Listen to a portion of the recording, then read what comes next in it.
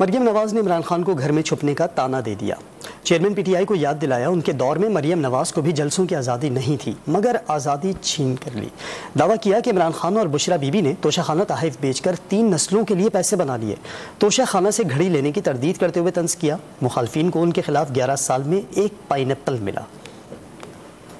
پاکستان کو تھریٹ ہے political polarisation سے، پاکستان کو تھریٹ ہے انٹرنل جو انسٹیبلٹی ہے اس سے۔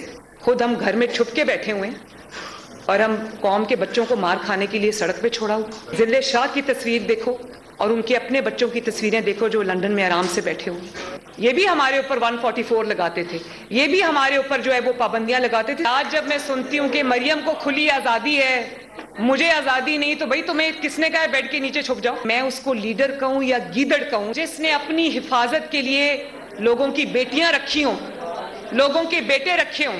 اگر آج ہم سب مل کے بھی آئی ایم ایف سے جان چھڑانا چاہیں نا آپ کی پاکستان کی قوم کی، ہم ابھی نہیں کر سکتے۔ جب اس کو پتا چلا کہ اس کی گورنمنٹ جا رہی ہے، وہ معاہدے کو پھاڑ کے پھینک گیا، اس کی بریچ کر کے چلا گیا، اس کو فلاؤٹ کر کے چلا گیا۔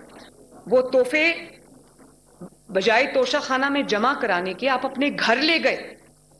فرسٹ لیڈی لوگوں کو فون کر کے کہہ رہی ہے کہ آپ نے کیوں ان توشہ خانہ کی تحفوں کی تصویریں لی؟ مطلب میرے جرائم کا ٹریک ریکارڈ کیوں رکھ رہے ہو؟ میرے نام پہ وہ گھڑی لگا دی جو کبھی تھی ہی نہیں۔